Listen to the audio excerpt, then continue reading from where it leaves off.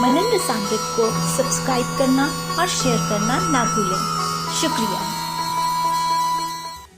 श्री राधा मनन Rasamrita channel के सभी दर्शकों को मेरी श्री राधे और बहुत बहुत स्वागत।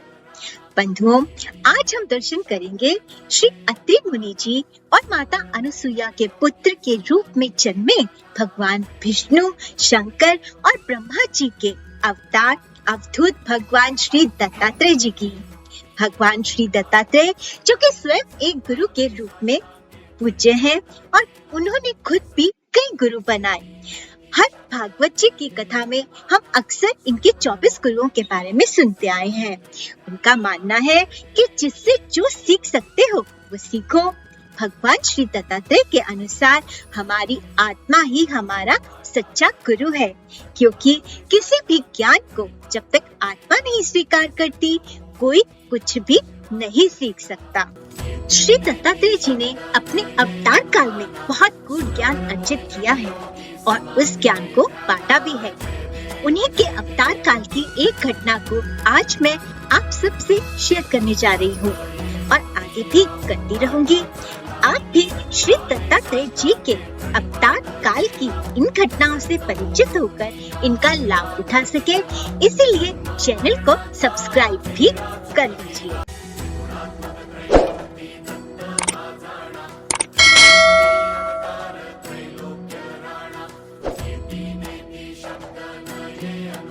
एक बार एक युवक ने श्री दत्तात्रेय जी से प्रभावित होकर उनसे कहा कि वो दत्तात्रेय जी को और जानना चाहता है। तो दत्तात्रेय जी ने कहा कि उन्हें जानने के लिए उसे स्व को जानना होगा। क्या वो तैयार है? तब उस युवक ने कहा, हाँ, मैं तैयार हूँ।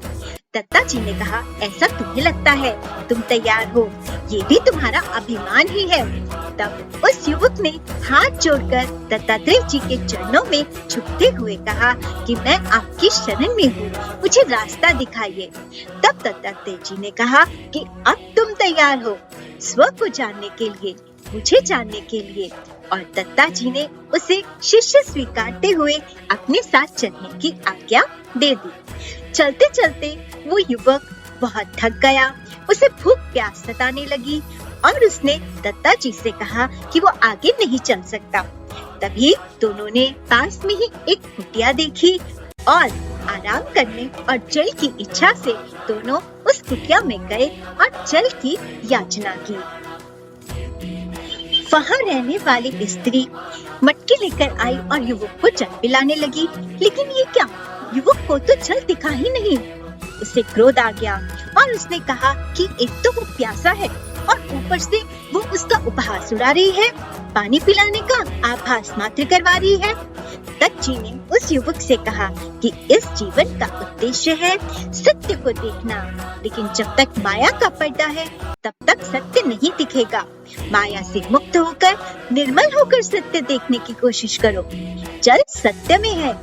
लेकिन उस युवक ने कहा कि गुरु महाराज, मेरी प्यास सत्य है, लेकिन इस कन्या के पास जल है, वो असत्य है। तब उस स्त्री ने कहा कि वो स्वयं ही जलाशय जाकर अपनी प्यास बुझा ले। तब दत्तात्रेय और वो युवक जलाशय गए। दोनों ने जल देखा। युवक भागकर जल को अपनी अंजलि में भरने लगा, लेकिन ये क्या, उसका हाथ जलाशय में जल भरता तो था, लेकिन बाहर आते ही जल दिखता ही नहीं था।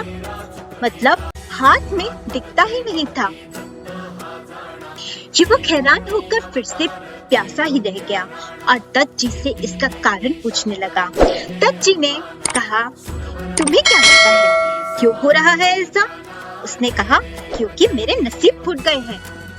तभी वह कन्या अपना घड़ा भरने आई।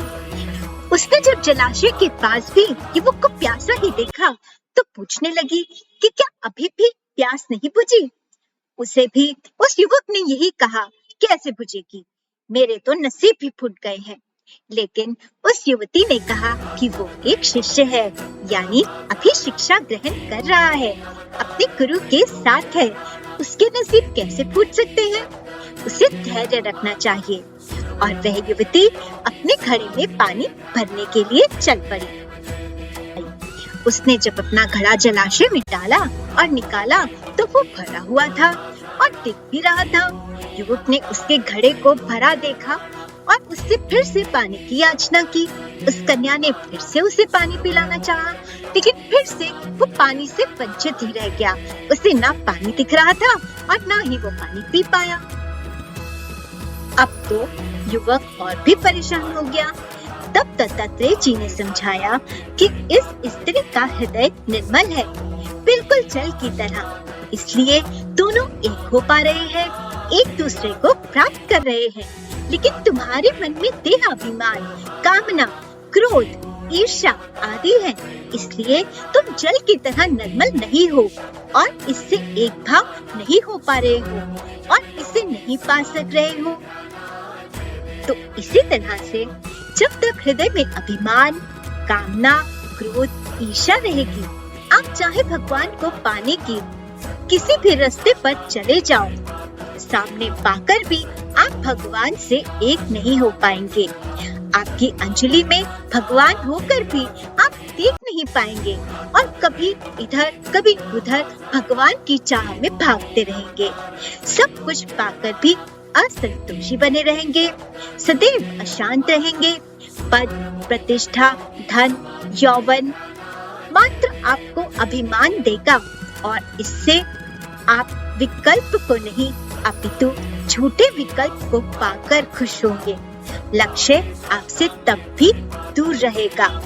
तो मनुष्य को अपने जीवन में माया से मुक्त होकर निर्मल हो जाना चाहिए, ताकि वो सत्य को आभास कर सके, भगवान को पहचान सके। तो बंधुओं, आप कमेंट करके मुझे बताइए कि भगवान दत्तात्रेय के जीवन की ये एक छोटी सी कथा आपको क्या लगी और आपने इससे क्या सीखा, और क्या आप ऐसी ही कथाओं को आगे भी देखना और सुनना पसंद करेंगे। आज तक के लिए इतना ही। श्री राधे। चैनल को सब्सक्राइब कर दीजिए, शेयर कर दीजिए और लाइक भी कर दीजिए वीडियो को। श्री राधे।